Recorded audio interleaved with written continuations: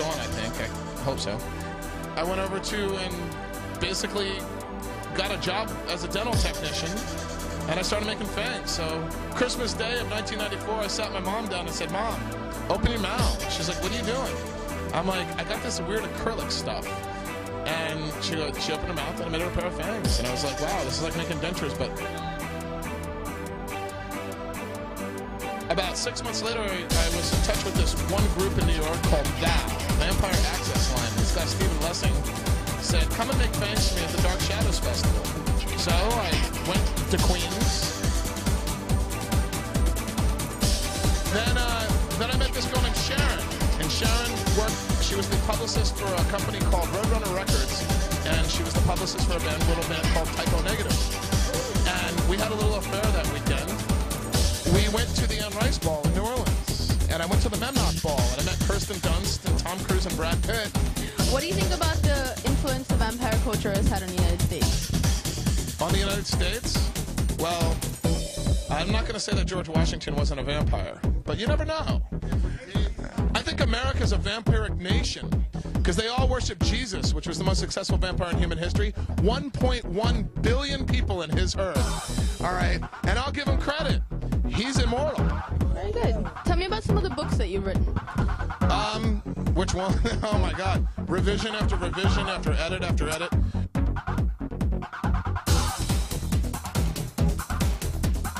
Where it comes down to this, I like to support other authors. I think it's very important to have very diverse views, but I've been publishing books since 1997, and I think that books are a really great way to communicate what you have to do because it's a personal thing. Someone can sit there and read a book, and they can really get into what you have to say, and it's a personal experience you have with the other person. And recently I came out with the Sanguinomicon to communicate my personal views of all the lessons and experiences that I learned. I removed all the influences that I could to be able to purify my message. And Sanguinomicon has just released on Lulu.com. Great opportunity because I'm a very big supporter of independent press. I think that the publishing company is trying to change what you have to say. And I think Lulu is a great opportunity to get yourself out there and communicate. And I encourage anybody to write their book and their views because it's a very powerful way to communicate. We have the internet, we can say our words, we can reach the world. If someone has something to say, put it in press, go to Lulu.com and upload your word file. All right, independent press, rebellion, great way to do it. Okay, so you're starring in the documentary Vampires. Tell me, what do you think is the strongest or most documentary? I think the documentary does something that no individual could do, but a collective voice could achieve. I think that many different individuals come together to express a lot of their opinions in a way that's going to really, for the first time, be expressed to the world how the vampire scene not only should be represented, but can be represented as a unified force that supersedes basic concepts of... I really think it's Laurent Carreau, the guy that did it. Laurent's done a really good job. I think he communicated a lot of different perspectives, and he brought it together as a good chorus. So together, everybody looks unified, and hopefully that unification will actually be communicated to the world. Okay, and all your travels, where would you say, besides here in Haven, Hollywood, would you say is the best city to come out of the coffin and embrace your vampiric awakening? There's only one place that I've seen besides this little joint, and New Orleans, and probably London. Europe's pretty open-minded, but they kind of don't get reactions like we do here. So I think the Rome of vampires is New York City, Gotham City, baby. My home, my beloved Gotham, my bitch, my god, Rome is, Gotham, New York City is the place where there is a 24-hour black, white, Puerto Rican, Asian, or whatever. It shows a true expression of the diversity that is vampirism.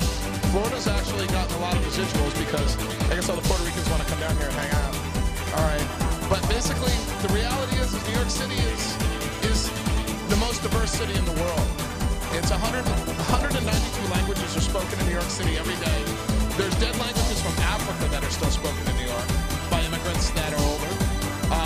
New York City is a beautiful place. It's actually the perfect haven for a vampire. And I really like to see the influence of Gotham throughout good example because it is the capital of Earth. Oh, you speak very fondly of New York. Are you planning on moving back to the United States very soon? Nope.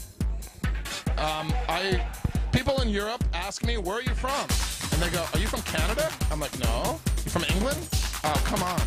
Are you from Australia? And I go, no. And I go, where are you from, America? And I go, nope, I'm from New York.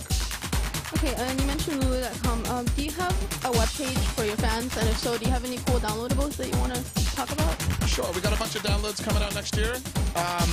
If you guys want to find me on MySpace, you can see me at SabertoothX. My personal private sketch MySpace is private. Guys, please just go to SabertoothX, SabertoothX at MySpace.com. There you have it.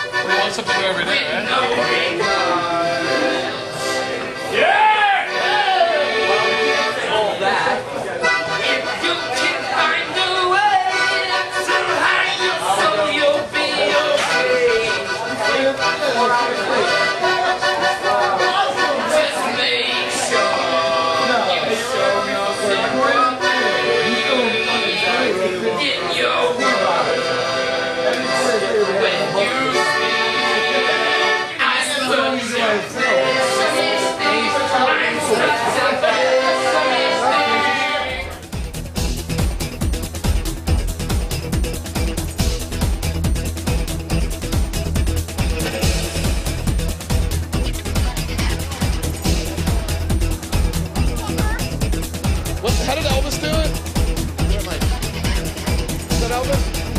Was that Elvis? Well, Elvis with his chevron.